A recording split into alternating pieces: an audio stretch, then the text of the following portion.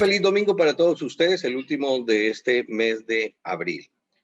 Y actores productivos con la semblanza del sector agropecuario. Bueno, por cuestiones de salud habíamos interrumpido la secuencia dominical, pero hoy con dos invitados muy importantes. El primero de ellos es el representante de la FAO aquí en Ecuador, Agustín Zimmermann. Nos hablará nada menos de cómo este organismo internacional ayudará para que haya un empalme entre el gobierno que se va y el que entra, para que programas importantes del Ministerio de Agricultura sigan políticas de Estado como el Plan Nacional Agropecuario. Y la noticia que sí nos va a asombrar es lo que él nos dice. El costo de la dieta familiar balanceada para unas 5 personas, imagínense, en Ecuador cuesta el doble, un poco más del doble que en la región. ¿El por qué? La otra persona invitada es el ingeniero agrónomo William Viera, del programa de frutales del Instituto Nacional de Investigaciones Agropecuarias Tumbaco. Hay mucho problema en los huertos de tomate de árbol y de otras solanáceas por la presencia de plagas y enfermedades. Menos mal, hay soluciones, hay alternativas y precisamente por eso extendemos nuestra invitación al técnico del INVIA. Enseguida, para interpretar, comprender qué sucede en la transición de gobierno, porque muchos productores se preocupan porque se esgrimen o el gobierno saliente esgrime políticas. Por ejemplo, hay un Plan Nacional Agropecuario de 10 años que empezó en el 2020. ¿Qué sucederá? ¿Continuará o no? Y para ello, desde 1952, si la memoria no me falla, la FAO, este organismo internacional, pues trabaja en esos asuntos, trabaja con los estados y en este caso el compromiso, lo que leo aquí textualmente porque eso es bueno, de la organización es con el estado ecuatoriano apoyar los procesos implementados por el país para mejorar, menciono bien, nutrición, aumentar la productividad agrícola, elevar el nivel de vida de la población rural y contribuir al crecimiento de la economía local y nacional. Pues bien, un papel muy importante y para ello hemos invitado a su representante. Lleva más o menos Agustín Zimmermann, economista argentino, 2 años al frente de esta representación y le decimos qué podemos esperar de este cambio de gobierno, si por ejemplo el Plan Nacional Agropecuario va a quedar trunco, aunque se nos dice que es un norte para 10 años y en eso ustedes han participado. Hay otros programas, por ejemplo, en esta cooperación internacional como la Supermujer Rural, lo de Mano a Mano. Díganos usted, bienvenido. Bueno, muchísimas gracias por la invitación, un placer poder participar y tener este diálogo para que los productores, todo el agro ecuatoriano que tan bien ha trabajado durante este confinamiento, pandemia, desde el año pasado, se entere un poco también de cómo desde la FAO, que es un organismo de Naciones Unidas, que tiene un mandato, como mencionaba, en temas de alimentación, temas de agricultura, fundado en la posguerra, en 1946, es la fundación de la FAO. La FAO tiene sede, la sede global está en Roma, pero tiene presencia en todo el mundo, en todos los continentes. En América Latina y el Caribe en particular, tiene una oficina regional que funciona en Santiago de Chile, y luego tiene oficinas país. La oficina país de la FAO aquí en Ecuador funciona desde 1977 y soy yo el representante de esa oficina, como mencionaba, hace casi 2 años, ¿no? Entonces, poco me gustaría contextualizar, digamos, el tema en lo que ha pasado desde la pandemia, ¿no? Obviamente, déjenme un pasito atrás. Primero, de la pandemia, la situación era a nivel regional y en el Ecuador no era una excepción, que en los sistemas agroalimentarios, en los sectores de salud y de la agricultura, la economía regional, los países venían en un proceso de desaceleración. las economías de la región han perdido dinamismo ya desde 2010, que la región muestra esos signos de desaceleración, y en particular, en concreto, desde 2014, el crecimiento del PBI per cápita se había estancado a nivel regional, 2014. Eso obviamente contribuyó a que el avance que se había tenido en temas de índices, mejora de índices de nutrición, se había estancado y en algunos casos revertido, había empezado a aumentar los números de subalimentación a nivel regional. Entonces, esa era pre-pandemia. Entonces, Antes de que sigas, esa desaceleración fue causada por qué. bueno, a nivel global, la economía también entró en una fase, luego de una expansión, en una fase de desaceleramiento global, que eso afectó a través de los diferentes mecanismos de transmisión a las economías regionales, a las economías de los países de la región, a través de exportaciones, caída en exportaciones. Se acuerda, bueno, en el caso de Ecuador muy particularmente, el precio del petróleo, que dio vuelta. Entonces, todo eso empezó Ingresos. con los ingresos, cayó, Ya, caída de crecimiento, de ingresos, etcétera, ¿no? Obviamente ya. eso, menos recursos públicos, un panorama fiscal más restrictivo, y ahí golpea la pandemia. En Ya. este contexto, golpea la pandemia con algunos, con algunas diferencias, pero más o menos en los países de la región fue esta la situación, y la de Ecuador fue así. Entonces, eh, ¿qué causa la pandemia? Entonces, primero la caída brutal, digamos, en el PBI. Este año fue una caída casi del 9%. Obviamente eso impacta en los ingresos, y en el sector rural fue como en fases el impacto, ¿no? Primero fueron las disrupciones en todo lo que son las cadenas logísticas.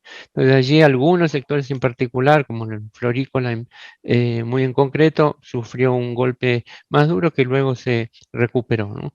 Luego otro golpe un poco más, mm, en una segunda fase, fue esta desincronización por precios y por caída de ingresos en demanda, ¿no? Entonces ahí hay un traspaso de la demanda de consumidores hacia otros productos, quizás productos más em, procesados, no tan frescos, y entonces eso también genera disrupción y caída en los ingresos de los productores rurales. Es decir, la conducta de alimentación, principalmente en las ciudades, cambió con la pandemia. Cambió como producto de la Buen pandemia. provecho. ¿Qué toma? Gracias. ¿Cafecito?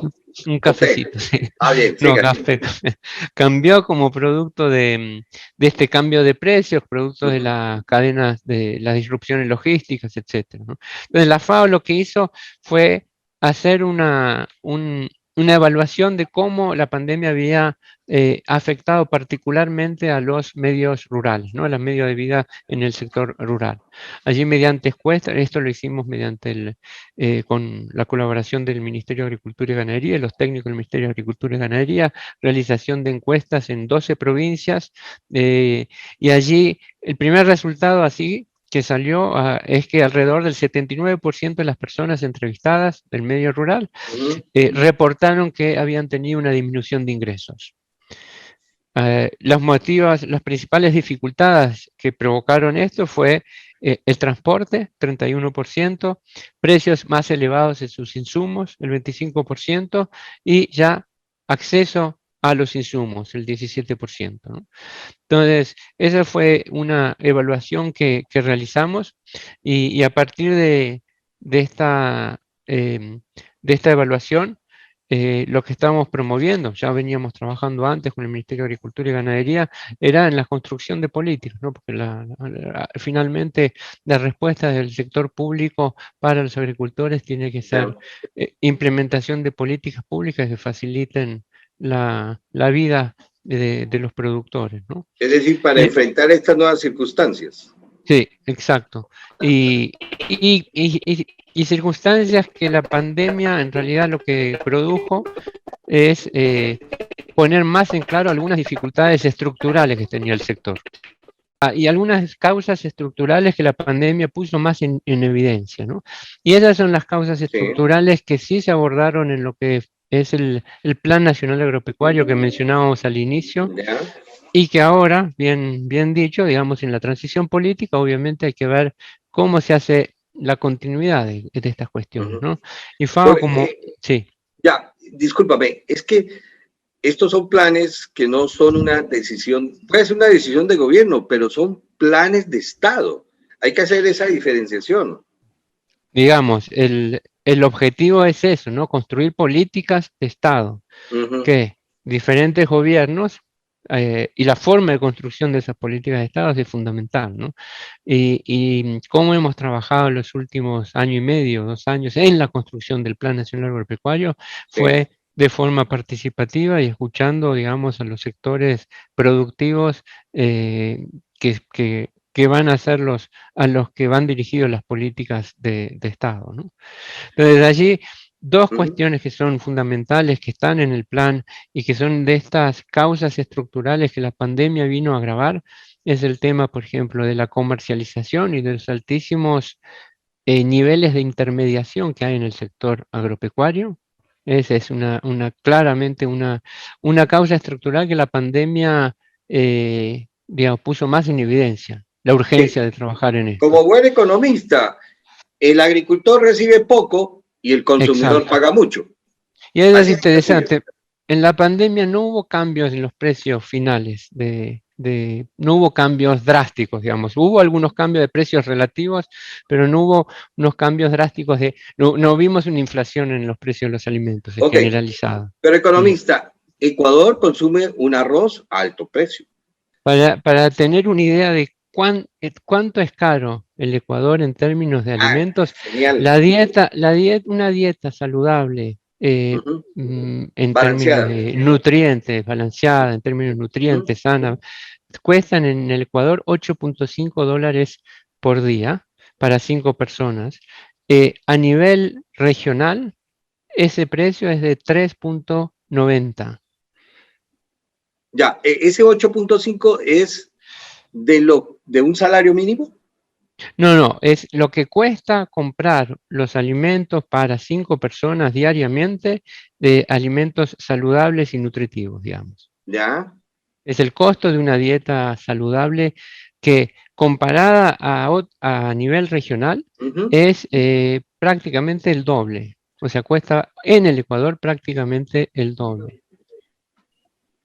Entonces, ahí obviamente detrás de ello hay varias cuestiones, ¿no? Y una Ujú. de las cuestiones es esta que hablamos, el tema de la comercialización, los altísimos niveles de intermediación en la comercialización. Ya. Entonces, ese es uno de los temas que sí se aborda en el Plan Nacional Agropecuario, Qué con bueno. diferentes instrumentos para, por ejemplo, tratar de conectar más directamente al consumidor, al productor con los centros de consumo, ¿sí? ¿Y cómo hacerlo? Ah, de esa manera, es decir, Sí. acortar la cadena de intermediación, acercar al productor del consumidor. Sí, y específicamente en pandemia hemos estado trabajando en varias iniciativas, instrumentos de lo que es plataformas de comercio digital, eh, la organización de ferias, eh, digamos, todo este tipo de cuestiones que apuntan directamente a esa disminución de intermediación en la cadena de, de venta, ¿no? Entonces, eso es una política de Estado. Es decir, el Esa gobierno es una tiene que entrar a política de regular. Estado, está en el Plan Nacional Agropecuario Ujú. y ya pasando específicamente a la transición política en la que estamos actualmente, está priorizada por el Ministerio de Agricultura en lo que es el plan de empalme de del gobierno actual con el gobierno entrante, ¿no? Antes de llegar Entonces, antes de sí. llegar a eso, que es muy importante, economista, el gran problema de la economía agrícola, pobreza rural y demás, es la intermediación, lo que ese porcentaje tan grande, porque es imposible, y no solo sucede en Ecuador, sino yo escuchaba un análisis que hacían, ¿de dónde? Un país asiático, ¿de dónde? No, no, bueno, sí, un argentino hacía un análisis de, ¿qué país? De Singapur, y él decía, en Singapur, una camiseta polo, o tipo polo, lo que recibe en sí, el que la fabrica y todo, llámese de estos países, el 8%. El 8%. Entonces, eso no es una problemática exclusivamente de Ecuador, sino global, economista. Sí, global, pero digamos, yo creo que la solución como para empezar a cortar esas cadenas de altísimas intermediaciones es una de las cuestiones claves que sí se le tiene que dar continuidad con el nuevo gobierno, Plan, ¿no? con el plan de Eh, 10 años. es una de las cuestiones, uno de los ejes fundamentales en el Plan Nacional Agropecuario es el tema de comercialización y abordar toda esta problemática de la alta intermediación. Otro tema fundamental que está muy ligado a eso es el de la asociatividad, porque, digamos, Para atacarlo. la escasa cultura y la escasa, digamos, fuerza del movimiento asociativo, cooperativo aquí en el Ecuador, es también un problema en la cadena de comercialización. Obviamente, si tienen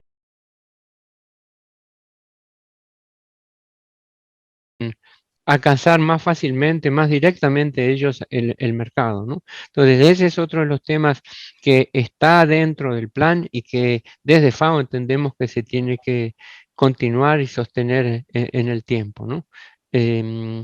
Así que en la transición, ahora que, bueno, ya ya hay un gobierno electo en el Ecuador, esperamos que en los próximos días, semanas, se nominen los responsables de los diferentes equipos y haya este empalme y logremos sentarnos el gobierno saliente, el gobierno entrante y con el apoyo que dispongan de la cooperación internacional, de la FAO en particular, para dar continuidad a algunas cuestiones que entendemos son fundamentales, ¿no? Pero los personeros del nuevo gobierno ya lo entienden. Ustedes han visto que esa voz que han emitido ustedes como FAO, ¿la receptan bien? ¿O todavía Sí, está en stand-by? digamos, desde Naciones Unidas, el hecho mismo que haya un plan de empalme, que haya designado un funcionario y que ya haya diálogo entre, bueno, ya hubo una reunión entre el presidente actual y el presidente electo, creo que son señales de que es necesario sentarse y dialogar y sí, y dar continuidad a algunas cosas que funcionan, acomodar otras digamos, un traspaso prolijo de un gobierno a otro creo que es fundamental y allí como Naciones Unidas, la FAO en particular, creo que tenemos un rol muy destacado porque somos, si se quiere, actores neutrales, ¿no? Nosotros Sí, es una entiendo. agencia internacional y actuamos mucho también como un foro de diálogo para impulsar estos acuerdos. Pero el ambiente es positivo, hay energía de ese tipo Sí, economista. Ah, bueno, en el mejor. Ministerio de Agricultura, que es lo que compete directamente a FAO, yo noto que sí hay una muy buena predisposición. El ministro Lazo ha estado siempre muy atento y muy abierto al diálogo para continuar con el trabajo que se ha hecho, ¿no? Bueno, todavía no conocemos el nombre del nuevo ministro. No, Ahí- todavía no. bueno, yo creí que usted me iba a dar la chiva. Bueno, No, no puedo. economista Zimmerman, hablemos del Plan Nacional Agropecuario, un norte para los 10 primeros años. ¿Cuántos hemos quemado de este plan? 2 años del 2020. No, 2020 empezamos, es la Sí, década 2020-2030, ¿no? sí, Claro que nos agarró dos años particulares, ¿no? Porque claro. fue el año de inicio de pandemia, pero independientemente de eso, lo que se rescata mucho del plan que la FAO ayudó técnicamente a construir y a establecer también estas mesas de diálogos para que el plan se construya de abajo hacia arriba, escuchando a los que finalmente son los usuarios, a los productores, a las diferentes organizaciones del sector rural. Em, Creo que pone sí, varias cuestiones en la mesa y varias políticas y varios instrumentos que son de suma utilidad para eso, para tener un norte más claro y una línea de acción por un mediano plazo, que en el sector agrícola 10 años tampoco es que sea demasiado para realmente cambiar algunas deficiencias estructurales, ¿no? Entonces ahí tenemos el tema de no, digamos, la visión a futuro del agro es que sea obviamente competitivo, inclusivo y sostenible. Esas son las tres palabras, si se quiere, clave, ¿no? Que busca promover el agro. Y allí la FAO puso em, una herramienta que entendemos que es otra de las líneas de continuidad absoluta, que es el plan, la iniciativa mano a mano de la FAO, que es una iniciativa corporativa global, o sea, Ujú. funciona, la FAO la ha puesto a disposición de los países a nivel global, en todos los continentes, en todo el mundo hay alrededor de unos 30 países que ya son parte de esta iniciativa. Ecuador es uno de ellos. Ecuador formalmente inició, es parte de esta iniciativa desde junio del 2020, y lo que busca esta iniciativa, si quiere le comento rápidamente, porque está dentro del Plan Nacional ¿Ya? Agropecuario, Sí, y es señor. básicamente, así en una palabra, es acelerar eh, la transformación agrícola y el desarrollo rural sostenible con miras a acelerar, digamos, el avance en el ODS 1, que es erradicación de pobreza, y el ODS 2, que es erradicación del hambre. Yo le hago una pregunta y relacionada directamente para que usted pueda disfrutar de su cafecito.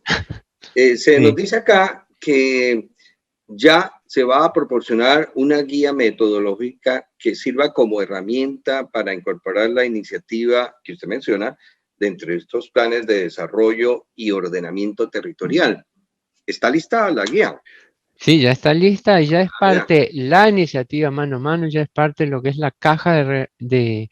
herramientas de Planifica Ecuador, que está a disposición para que los diferentes GATS, los gobiernos autónomos descentralizados, puedan utilizar y básicamente direccionar las inversiones en el sector rural, donde existe un mayor potencial en el impacto de reducción del hambre, la malnutrición y la pobreza.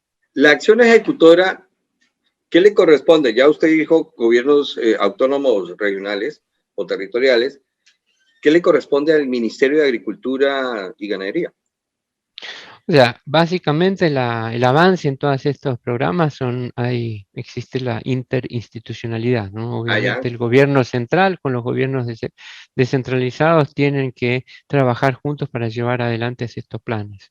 Ese es uno también de los desafíos que hay en general en el Ecuador, esta mejor articulación en los diferentes niveles de gobierno, y el caso agrícola es un caso concreto, pero por ejemplo, si vamos al tema de desnutrición crónica infantil, que es otro de los temas en los cuales graves. trabajamos con otras agencias de Naciones Unidas, es muy grave, esa interinstitucionalidad, potenciar una mayor articulación entre diferentes esferas del gobierno es fundamental, ¿no? Y ahí hay también mucho que mejorar. En una transición política el desafío es como que se redobla, ¿no? Correcto, economista, pero seamos, enfoquémonos. Mm. El crecimiento de la pobreza en Ecuador crece más en las ciudades, el ritmo es mayor en las ciudades que en el campo, que en las áreas rurales. No, hoy día hay una brecha muy amplia entre lo que es pobreza urbana, que Mm. llega en 2020, los números llega al 25,1%, y la pobreza rural, que llega al 47,9%, o sea, casi duplica la tasa de la pobreza en la zona rural. Pero, a ver, ¿cómo entender esto? Porque en el campo a nadie se le niega un plato de sopa o comida. Hay trabajo por doquier.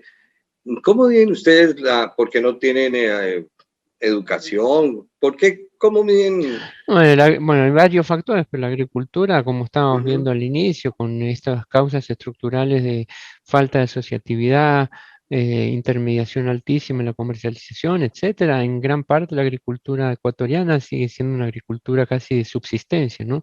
Y allí Ah, son de donde vienen los niveles de pobreza. Es una agricultura, además, que no genera muchas oportunidades, es otra de las cuestiones que se aborda en el plan, a los jóvenes. Las mujeres rurales, el rol fundamental que tienen en la agricultura. Hemos también otra cuestión que hemos trabajado y hemos puesto en lo que es una estrategia de mujeres rurales conjuntamente con el Ministerio de Agricultura y otras agencias de Naciones Unidas como el PMA, el FIDA y el PNUD, O sea, son todas cuestiones que sí afectan al sector rural y estos altísimos niveles de pobreza que vemos, ¿no? Ya, bueno, redondeamos porque usted sabe que a través de Zoom son 40 minutos, es como un partido del Racing contra Independiente. bueno, su equipo del alma. Entonces, redondemos. Podemos decirle a la gente que la FAO nos da una voz de tranquilidad en esta transición, que lo bueno que se está haciendo continuará.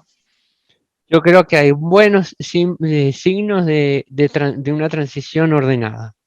Y la FAO allí va a contribuir para realmente poner sobre esta mesa de diálogo que están habiendo señales positivas entre el gobierno saliente y el gobierno electo. La FAO va a poner allí todo como para poner sobre la mesa las cuestiones que hay que entendemos hay que darle continuidad, las causas estructurales que estamos hablando y también, bueno, siempre ponerse a disposición del nuevo gobierno para trabajar y mejorar lo que es la situación del agro ecuatoriano. ¿Qué plazo tenemos? ¿Para qué? ¿Para Pues para, mejorar? para que este empalme sea exitoso, es decir, ya el gobierno en Bueno, mayo. el gobierno empieza el 24 de mayo, esto es algo inmediato, ¿no? Ya A lo eso le que, pregunto. o sea, ya están priorizados varios programas. Ese Ya, trabajo ya se hizo en lo que se llama el preempalme, ya se avanzó en eso, o sea que ya está disponible para que el diálogo sea sobre cuestiones que, digamos, que haya una agenda en la mesa para este diálogo, ¿no? Y apenas se nominen los nuevos equipos, ahí la expectativa es que haya empezar a haber reuniones inmediatas con las autoridades salientes, el gobierno electo, y empezar a poner todo en orden para asumir ya el 24 de mayo y no perder ni un día en lo que son estas cuestiones, que son obviamente de una urgencia muy importante, ¿no? lo veo muy entusiasta Muy entusiasta, y siempre. optimista. Sí, sí, claro, siempre optimista. Bueno, es que cuando hay argumentos y hay una planificación, Y hay un trabajo detrás hecho, yo creo que sí tenemos herramientas como para sacar cuestiones adelante, ¿no? bueno, yo le agradezco mucho al representante de la FAO por este tiempo que nos ha dedicado, sobre todo para explicarle a la gente el papel de la economista Zimmerman, a la gente que este organismo no solamente es para la planificación, lindos trabajos, listos planes, sino que ya tenemos que llegar a la ejecución, ¿no? Sacar esta Y no, herramienta y sí, ponerla a trabajar. sí, así. Y no hablamos de todo el trabajo de campo que tiene FAO por falta de tiempo, pero en cualquier otra ocasión Sí, podemos entiendo. comentar todos los proyectos que tenemos en el país en marcha que apuntan a la mejora de la agricultura en Ecuador y de el sector del medio ambiente, de los bosques, etcétera. Y este Plan Nacional Agropecuario, un norte para los 10 años, está confiado de que sí cambiaría. Yo particularmente le doy mi opinión. Ustedes han dado en el clavo y Mm. es la comercialización, la intermediación. Sabemos producir, pero no comercializar. Y necesariamente hay que organizarnos para mejorar, digamos, lo que nosotros ya, el poder de negociación. Sin eso, a nivel local o internacional, estamos fritos. Sí, y estamos desde FAO sí confiados que se va a reconocer esta necesidad y se va a trabajar en ello. No, Y nosotros como organización vamos a apoyar no, todo este trabajo. economista, y Ecuador tiene un potencial inimaginable. Gigantesco, gigantesco, y se vio mucho el sector, cómo respondió durante este último año, ¿no? Que no se dejaron de producir alimentos, eh, y creo que el agro en sí ha sido uno de los sectores a nivel mundial, pero también en Ecuador, amortiguadores del impacto del COVID, ¿no? Eh, Así que allí hay que apostarle, hay que apostarle mucho al agro y más en el Ecuador, una economía dolarizada, es un sector que genera el 50% de las exportaciones ecuatorianas provienen del sector agropecuario. Un sector que, si bien el PIB agrícola es 9-10%, también aporta el 30% del empleo a la economía ecuatoriana. Así que es un sector que es clave. Es decir, reflejarnos en el espejo internacional, nosotros no tenemos ni la idea a veces, ¿no? De esa capacidad.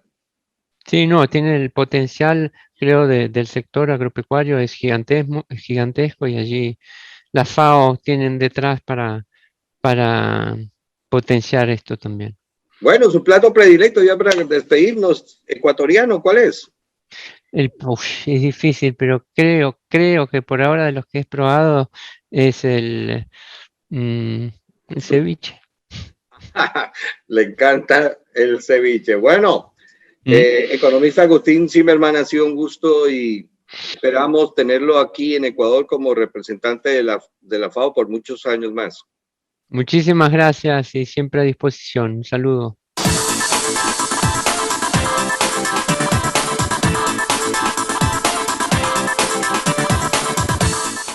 Los productores de tomate de árbol a través de actores productivos nos preguntan, hombre, este patógeno de la antracnosis nos tiene patas arriba, las pérdidas son tremendas y por eso uno tiene que consultar a las personas, en este caso del programa de fruticultura del INIAP, donde se hace investigación. Y desde Tumbaco, ingeniero William Vera, ¿estoy bien con su nombre? Viera. Viera, discúlpeme. Dará datos a los datos pertinentes para salir de esta encrucijada. En su opinión, empecemos diciendo que el tomate de árbol ha ascendido, ¿no? Entre el grupo de los frutales, su sitial está ahora entre los primeros por comercialización, por interés de negocio entre los productores del país. ¿Cómo está usted? Buenos días, ingeniero Viera. Buenos días y muchas gracias por la entrevista. Sí, justamente nosotros como Ecuador somos un país privilegiado al estar geográficamente posicionados en un sitio que nos permite tener diferentes microclimas, ¿no? Y aparte que nos permite una producción continua de frutas, lo que no es viable en países de 4 estaciones, donde la productividad está marcada a ciertos meses. Adicionalmente, nosotros estamos en la región andina y eso nos permite también tener cultivos que son diferentes y que en el extranjero los llaman frutas exóticas, por darles un nombre, a los frutales que tenemos acá, ¿no? Y ese es el caso de los frutales de la familia las solanáceas. Sí. Entre esos están el tomate de árbol que usted mencionó, la naranjilla y la uvilla. Estos son frutales que están siendo bastante priorizados al momento. Actualmente son de prioridad tanto para el Ministerio de Agricultura como para el INIAP en sus planes de investigación. Y por ese ende, nosotros hemos venido realizando una labor de generar tecnologías en estos cultivos durante largo tiempo atrás.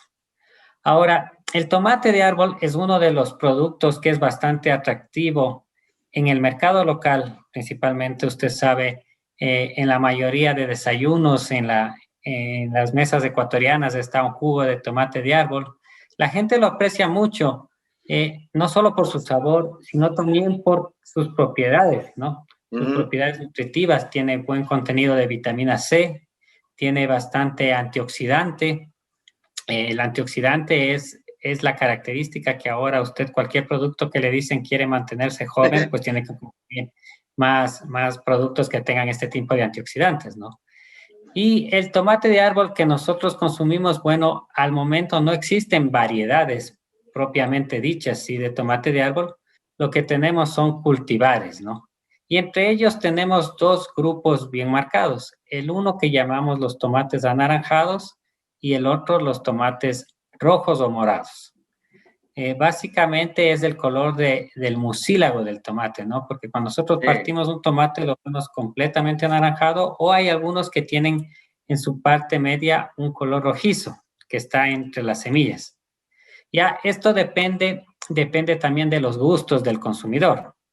En el Ecuador es preferido la pulpa anaranjada, ¿no? Por el tema de los jugos, la mezcla con el ají mismo, que es algo que es una comida tradicional, digamos, en nuestras mesas. Sí, señor. El tomate rojo o morado tiene cierta, digamos, limitación en el mercado porque muchos de los consumidores, su color, cuando dicen tomate, lo quieren solo anaranjado, ¿no? Sin embargo, en el exterior, lo que ahorita es bastante demandado son los frutos rojos. Entonces, estos cultivares morados tendrían un gran potencial para la exportación.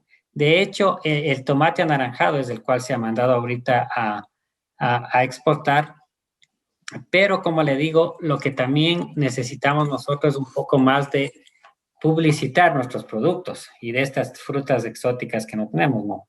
Existe comunidades, por ejemplo, en Europa, en España existe una alta comunidad latina que es un mercado potencial para este tipo de frutas, ¿no? Y así expandirse. Ahora, con el tema ya fitosanitario, para entrar un poco más en detalle, el tomate de árbol viene presentando limitaciones en la productividad debido a enfermedades principalmente, ¿no? Que se han venido presentando. Entre ellas, bueno, podemos mencionar en zonas bajas la fitóptora, en la parte de la sierra las virosis. El tomate de árbol es un hospedante de varios virus. Y eso se puede observar, por ejemplo, cuando vemos fitóptora hay manchas en los tallos. Cuando vemos virosis es cuando las hojas están ampolladas o dobladas, esa es la sintomatología de la virosis. Tenemos el tema de antragnosis, que ahora estamos conversando, que justamente son manchas en la fruta, ¿no? Que le denominan popularmente el ojo de pollo, le denominan en la sierra. Ajá, exactamente. El que es chancro, causado... ¿El chancro es un fusario o qué es? Lo que se pudre sí, el tallo. La pudrición del tallo es un tema, hay dos causas ahí. Una es un tema aéreo, digamos de así, causado por el hongo Phytophthora, y el otro es un tema radicular causado por el hongo Fusarium solani o Fusarium oxysporum. Puede haber el ataque de ambos tipos de Fusarium. Ahora, nosotros justamente, ¿no? Las plantas tienen problemas tanto aéreos como radiculares. Entonces, el tema es cómo combatirlas. Para los problemas de suelo, porque ustedes saben, el corazón de la planta es la raíz. Entonces, hay que cuidarla con todo lo que sea conveniente. Pero, ¿qué es lo mejor? Tratar de buscar formas alternativas que no sea el uso indiscriminado de químicos, ¿no? Sí. Y para el tomate de árbol, en las investigaciones que nosotros hemos realizado, hemos logrado identificar portainjertos. Portainjertos que son de la misma familia Solanaceae, no son del mismo género Solanum, que es del tomate, y hemos identificado uno que comúnmente le conocen como tabaquillo. Es de nombre científico Nicotiana glauca. Es una planta silvestre que crece en los caminos. Usted cuando va en las vías, en las interprovinciales, está ahí creciendo a los lados, ¿no? Es una planta que aguanta bastante la sequía. Entonces, nosotros hemos tomado varias de este tipo de plantas solanáceas que hemos ido viendo y las hemos ido probando, ¿no? Inoculando la enfermedad del fusarium y los nematodos e injertando con el tomate de árbol. Serviría entonces, de patrón, como dicen ustedes. Claro, el patrón o porta injerto, que le llaman también, sería este tabaquillo. Para los problemas de fusarium. Fusarium y nematodos principalmente. Ok, problemas del fusarium suelo. Y nematodos. Ajá, problemas del suelo. Y esta es una tecnología que ha sido adoptada, yo diría ya prácticamente por más del 90% de los viveristas que están localizados especialmente en Patate, que es el sitio de donde se obtiene el mayor número de plantas de tomate de árbol injertas, ¿no? Y también está ubicado en la provincia de Tungurahua, que es la principal productora de tomate de árbol en el país, ¿no? Ingeniero Viera. Entonces... Sí, pero dígame. Este patrón no interviene en nada al producto final, es decir, las características del tomate, sabor, tamaño, color, permanecen. No, este patrón nosotros hemos justamente hecho estudios primeros de compatibilidad, ¿no? Porque no todos los patrones se pegan bien al tomate de árbol, ¿no? Y hemos tenido una compatibilidad bastante buena. Segundo, hemos hecho estudios en los frutos, porque justamente a veces ha habido la creencia que como le llaman tabaquillo, le relacionan con la nicotiana y dicen puede haber un traspaso hacia el fruto. Ya. Nosotros hemos hecho estudios y hemos visto el tema de alcaloides, porque las nicotinas son unos alcaloides. Para que un alcaloide sea tóxico para el ser humano, tiene que pasar de los 17 a 20 miligramos en contenido, en concentración. Ya. La papa, que es una de las solanáceas más comunes, tiene concentraciones de alcaloides de 10, 12%, 12 miligramos, por decirlo, pero están concentrados más en su cáscara, ¿no? Entonces, cuando uno pela, por ejemplo, la papa, ya desecha prácticamente todo eso, ¿no? Y cuando hierve la papa, ya se reducen aún más los alcaloides. Entonces, en el tomate de árbol es igual. Nosotros cuando hicimos los estudios vimos concentraciones de 3 a 4 miligramos, que son mínimas. Y si usualmente nosotros pelamos el tomate, pues van a bajar mucho más, ¿no? Entonces, esto quiere decir que no existe ningún traspaso de este tipo de sustancias alcaloides al fruto y es un fruto seguro para el consumo. Entonces de esa manera... Sí, y yo lo que, como nos toca resumir y irnos dirigiendo, lo que entiende usted que como primera medida preventiva para evitar, repito, problemas de patógenos del suelo, usar este patrón es la primera medida. ¿Qué viene después? Sí, la primera medida es utilizar planta injerta, ¿no? Con patrones que sean resistentes a patógenos del suelo. Correcto. Ajá, esa es la primera medida. Ajá. La segunda parte es ya cuidar la parte aérea, ¿no? La parte del fruto, como le digo. Entonces, con el tema de antracnosis, que es una de las enfermedades que pueden llegar a causar hasta más del 70% de pérdidas en la producción, es un problema que hay que manejarlo desde un inicio. ¿Por qué le digo desde un inicio? Porque a veces nosotros hemos visitado huertos en los cuales el agricultor comienza a reaccionar cuando ya tiene la mitad o más del huerto afectada, ¿no? Y dice, ¿qué le pongo para recuperarlo? Bombas. Y con la antracnosis, es una enfermedad que ya una vez que está posicionada en el huerto, no se la puede erradicar. Eso es cuestión de tiempo, avanza y acaba con la producción. Bien, ingeniero William Viera, nuestros mandantes, como digo, son los agricultores y Gabriel desde el Chimborazo, en esa oportunidad, no hace mucho, para ser exacto, el 7 de abril, ingeniero nos dice, disculpe la molestia, quiero ver si me podrían ayudar con una recomendación de qué puedo aplicar, tengo un cultivo de tomate de árbol y las flores se caen, el fruto igual, unas plantas están secándose, se amarillan y he fumigado varias veces, pero no he encontrado respuesta alguna. Entonces, mientras usted hace la explicación, podemos colocar ya las imágenes para que apenas usted vea las imágenes, ingeniero, empiece usted con las recomendaciones. Lo vimos.